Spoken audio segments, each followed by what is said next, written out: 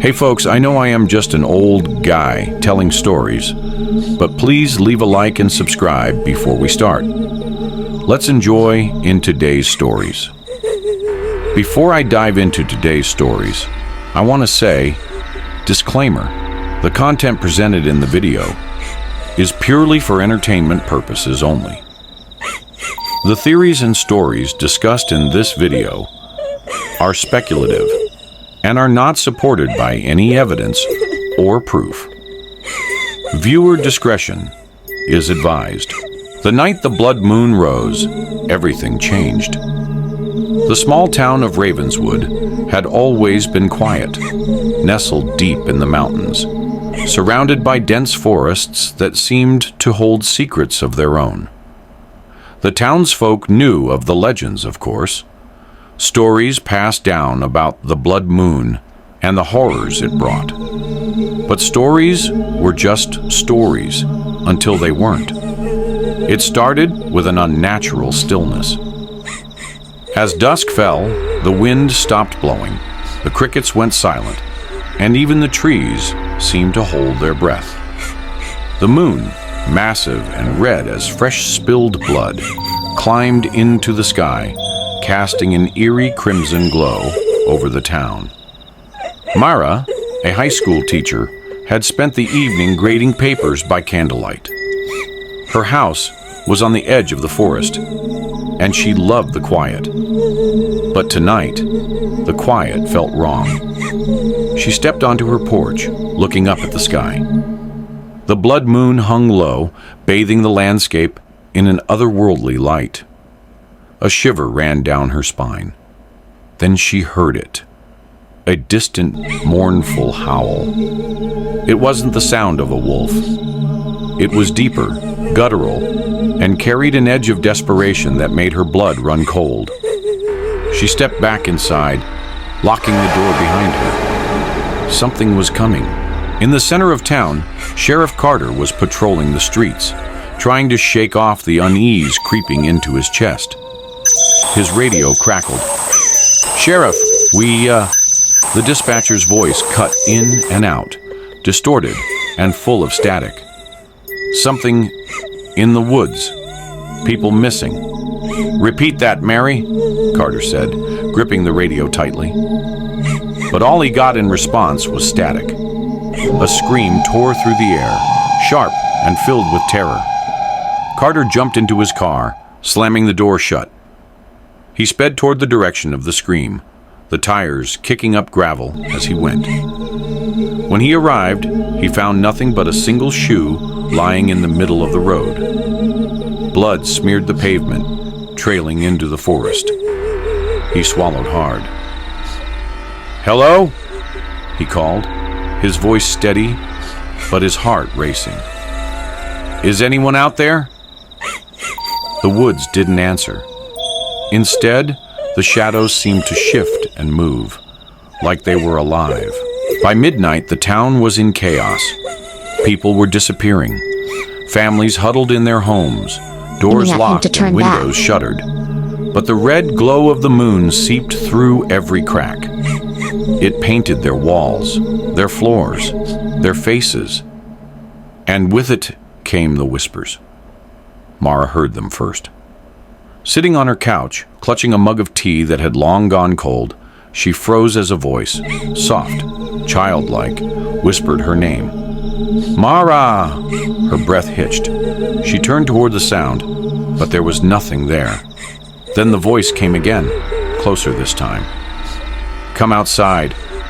She shook her head, gripping the mug tighter. "No," she whispered, as if speaking to it might make it go away. A knock at the door made her jump. It was soft, almost polite, but insistent. She approached slowly, peering through the peephole. On the other side stood a child, no older than 8, wearing a tattered dress. Her face was pale, her eyes wide and unblinking. "Please," the girl said, her voice trembling. "Let me in. They're coming." Mara hesitated. Something about the child felt off, but the fear in her voice was real. She unlocked the door and opened it a crack. The girl stepped inside, and that's when Mara saw it. The child's shadow didn't match her movements. As the girl walked, the shadow twisted unnaturally, stretching across the room like a living thing. Mara backed away, her heart pounding. What are you?" she stammered. The girl smiled, her teeth sharp and glinting in the red light. "You shouldn't have let me in." Sheriff Carter had gathered a small group of townsfolk at the church, hoping the holy ground might offer some protection.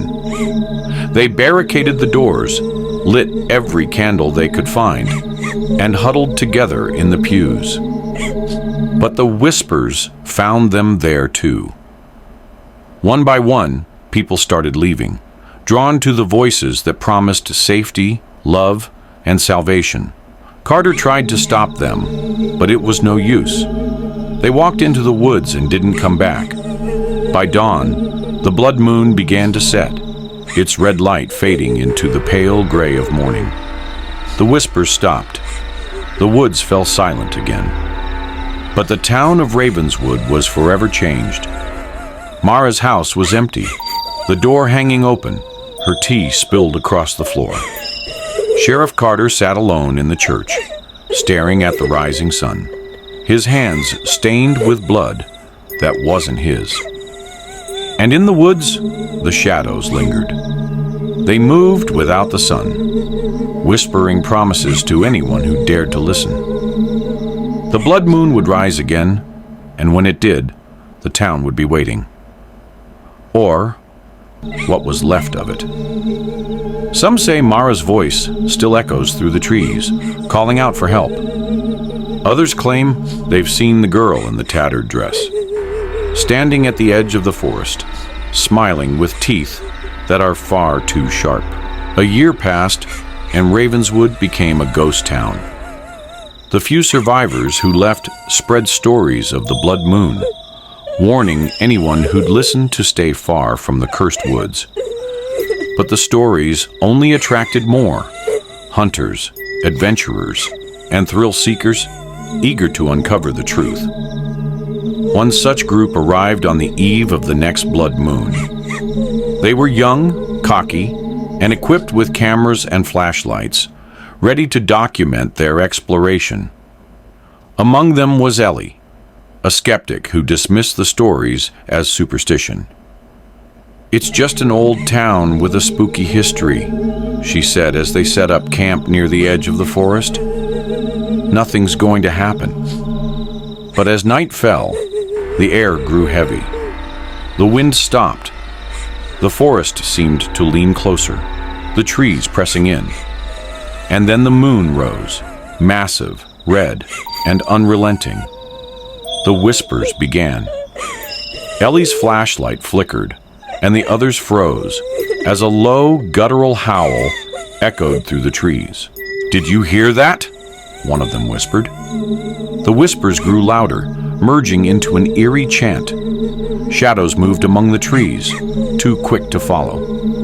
Ellie's skepticism evaporated as fear took hold. "We need to leave. Now," she said, her voice trembling. But it was too late. The first scream pierced the night, followed by another. The group scattered, their flashlights cutting erratic beams through the darkness. Ellie ran, her breath ragged, her heart pounding. She stumbled into a clearing, and there it was. The girl in the tattered dress stood beneath the blood moon, her sharp smile glowing in the crimson light. Behind her, the shadows writhed, growing larger, reaching for Ellie. "You came," the girl said, her voice sweet and sinister. "You shouldn't have." The last thing Ellie saw was the girl's outstretched hand, cold as death, pulling her into the darkness. When the sun rose the next morning, the camp was abandoned. The forest was silent. And at the edge of the clearing, a single camera lay in the dirt, its lens cracked and smeared with blood. The footage inside would never be found. The blood moon would rise again, and so would the whispers.